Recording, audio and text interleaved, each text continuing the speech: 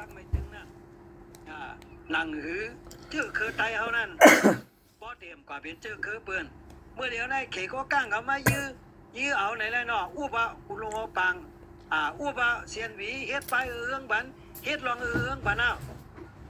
ไว้กับเฮากลุ่มเฮ็ดสังอยู่กุลาในนั้นน่ะป้อเดี๋ยวป้อย้อนแล้วกลุ่มนอนกองเงินกองค้ามันนั่นไงน่ะแต่เฮาลืมไปแล้วว่ากองเงินกองค้ามันนั้นตั้มตานเงินคำอันอยู่ดังเมืองกุดเช่นนั้นก็หลีเสียงเหลียงอันอยู่ในเมืองซูเช่นนั้นก็หลีกองเงินกองคำสู่เจ้านอนกอดอยู่นั่นตั้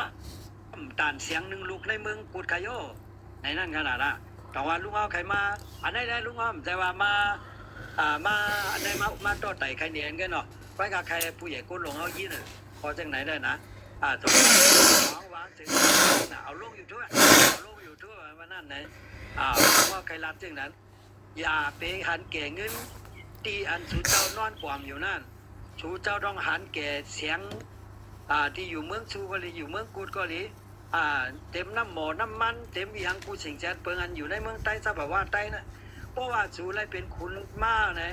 ต่อลูกหลานสูออกมาปาน10 ปานเนี่ยเหมือนอย่างปานลูกตักสินเขาก็ดีได้ปาน10 ปานได้เลย10 กว่าเห็นอันที่เรียกว่าหมอคำหมอเงินน่ะอันนั้นอันสุดจะนอนกองเงินกองคำน่ะเพราะว่าลูกสูหมอปองปานขึ้นมาลูกสูนั่นเดี๋ยวเลยเป็นก้นผาเนอ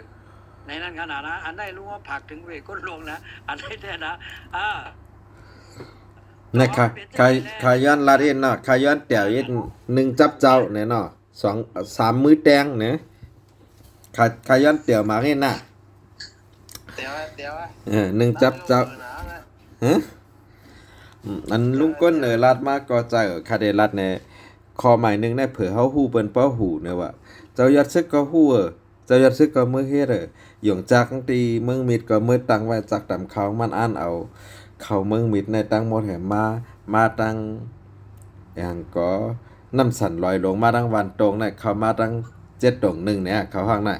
เจ้ายัดซึกก็อ้างเฮ็ดนั่นน่ะเจ้ายัดซึกเนี่ยเมื่อเตะไว้ตีเมืองมีเหตุตีจอกแม่ให้ก่อนนะหยงเข้าตำนะก็กะมันใจจื้อเบิ่นได้คำรัดประหลัดในกำกบเบิ่นมือเผาแบบมดเป็นตีเมืองมีแน่มดว่ามด2 แสนน่ะเมื่อปานขิงขายย้ำนั่นน่ะเงิน1 แสนเงินมาได้นะตึก 3,500เมื่อหางแฮนไว้เมื่อปาน7ดอก1เฮิงนั่นเจ้ายัดซึกก็อ้างเฮ็ดก็กะตีอันโคเขียวก็อันเฮ็ดอันเฮ็ดตีไรนะเขาก็มือตังไว้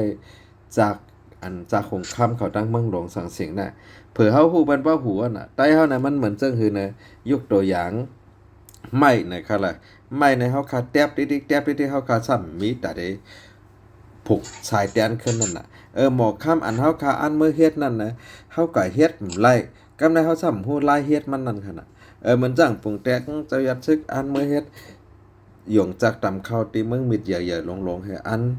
ซื้อเขาน่ะอยากให้เลยส่งขายตีมันได้เลยน่ะเฮ็ดก็การไล่เฮ็ดเขาเจ้านั่นเหมือนขายามลาดว่าเฮ็ดนา10 เอกาเหซ้ำด้วยถึงไรนั่นน่ะเพราะว่าเจ้าเก่าเฮ็ดนาหมอก3 เอกาน่ะเจ้าเก่าเดเลยด้วยถึงไรสั่งว่าเจ้าเก่าปกป้องนาตีอันเจ้าเก่ายื่นมือถึงไรที่เจ้าเก่ามีอานานะในมีพรหลีได้ครับมันนั่งเจ้ายัดซึกเลยลู่ส้มกว่ามือเกิดปังตึกได้ดอดได้นะคะนะมอกโหเฮงแสนมันเขาย้อนห่างในขาดเขาเลยฮู้เนี่ยหมักกวางได้ปั่นมือกว่านะมันนานถึงกันน่ะเพราะมันนานถึงกันนั่นน่ะอันเจ้ายัดซึกอันใครมือเฮ็ดในย้อนเบอร์ตาหันหมอเงินหมอค้ำตีเมืองมิดตีเมืองกุดตีจอกแม่จักว่าจะไหนเนาะก็เปิดลอกไล่อันในเจ้ายัดซึกคู่เฮเจ้าปังเขาก็ฮู้เจ้าปังเขาก็พร้อมดังลอยให้มือคุดเจอเกี่ยงกายจังนั้นค่ะนะพี่น้องเขาได้ยามเย็นว่าค่ะนะคุดคำมึงงอกคุดคำจอกแม่อันว่านั่นค่ะนะยกก็ใครมือไรถ่านหินและเป็นที่4ป้อนะครับนะคาถางได้และเป็น4ป้อว่าคาไรข้อมูลมันผิดเจ้ายัดซึกก็อันใครมือเฮ็ดจังไหนอันใครมือหล่อให้นั้นล็อกไล่อันเฮาใครเฮ็ดในเผื่อเฮาฮู้เปิ้นเป้าหูเนาะตีอยู่เฮาบ่เย็นเป็นตีอยู่บันคักว่าน่ะยกตัวอย่างเจอเกียงไก่ในมื้อนั้นในบ่ขายเลยในส่วน1ส่วนน่ะ5 ปากแสนเฮง5 ปากแสนเบิ่นซื้อคาโรมันมีคำก็เปิดความลับเฮาคาแตกให้แล้วลองในคนในนาตีช่องเมืองงอในเลยลู่อย่าส้มนำได้ครับอันนั้นเพราะว่าเมื่อเข่งขายยามนั่นสั่งเจ้ายัดซึกกว่าห้ามให้เขาใครคุดคำ กวนเมืองใต้แค่คดคำก็คดเลยเฮาคดลายมือเฮาอยู่แกเพราะว่าเฮาอยู่มาน่ะเฮาได้หลายคนน่ะกลุ่มกล่าวว่าอย่างก็เป็นก้นมาอย่าจุดป่าชัดตาวาตายน้ำเนี่ยโดยมีเจอปึงอิงน้ำตาก้ำแถมอาชาเพราะเฮาย่าในถึงคือเพิ่นไม่เฮากวยเนี่ยเปิ้นได้เป็นสนใจเฮาเปิ้นมาย่าวานเฮากวยอำก้าวย่าถึงคือเพิ่นไม่เฮากวยงงใครเข้ากว้างใครเข้าน่ะอันค่าใครรัดได้ก็เหมือนจ้างหนังไม้เนี่ยก็เมืองเล็กเขตแทบเฮ็ดฐานให้ขายก็หมอเฮ็ดป้องใหญ่ๆมากก็ส่งเข้าเมืองเขตนะล็อกไลน์อันนั้นเจ้ายัดซึกจะบางภาคเขามีไลน์วนจังไหนก็มันจ้างหนังหมอเงินหมอจิ้นหมอคำตีเมืองใต้น่ะเฮาหมอเฮ็ดเนี่ยก็เฮาโหลดจ้างก้นนอกเมืองให้มาเฮ็ดมานั่งเขตเขามาเฮ็ดขุดคำตีเมืองมิดน่ะลอยลงเป็น 2-3 ลูกได้ยัดจู่อ่ะเยี่ยวก็กอกคือว่านั่นนะอาตีกอกคือน่ะก็อยู่ใกล้งี้หนูค่ะโคกเขียวเขามาคดน่ะตีว่าเม็ดส่งว่านั่นค่ะเนาะตีเมืองมิดน่ะ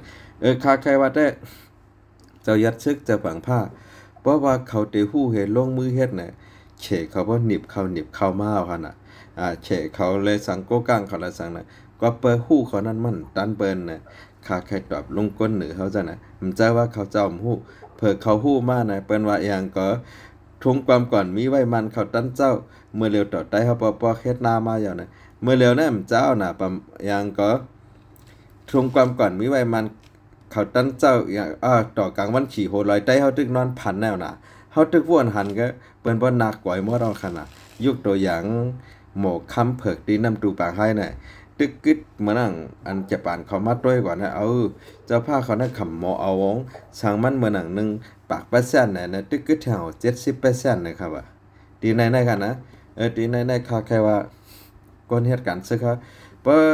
ว่าตัดได้ขึ้นใจแถมวันเมืองเฮาเนี่ยค่าฮัดลัดแต่ปีน้องสีป้อจอกแม้เมืองมิดเมืองหลวงจังนะเขาตึกเป็นสัตว์ที่หลวงโหค่ะก็การเขาก็เปิดด้วยว่าเจ้าหมันคนดีได้นะเจ้ายัดซึกที่เหตุการณ์เมืองเจ้าบางพาดที่เหตุการณ์เมืองนะอันในตั้งตีให้ๆในอันเขาก็เฮ็ดโจรให้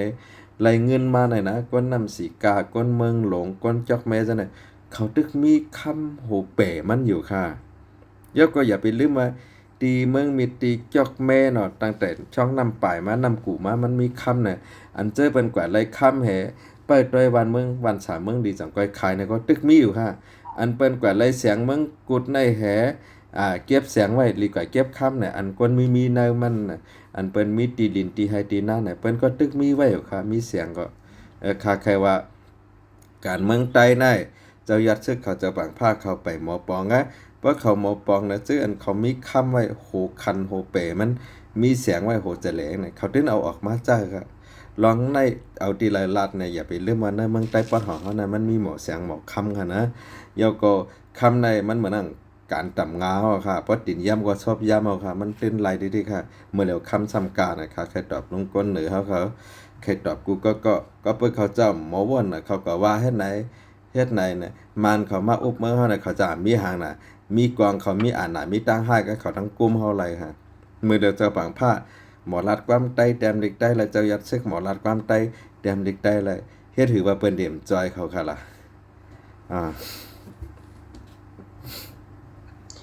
มาชงค่าพอได้ชิปค่าพวกผมชิปได้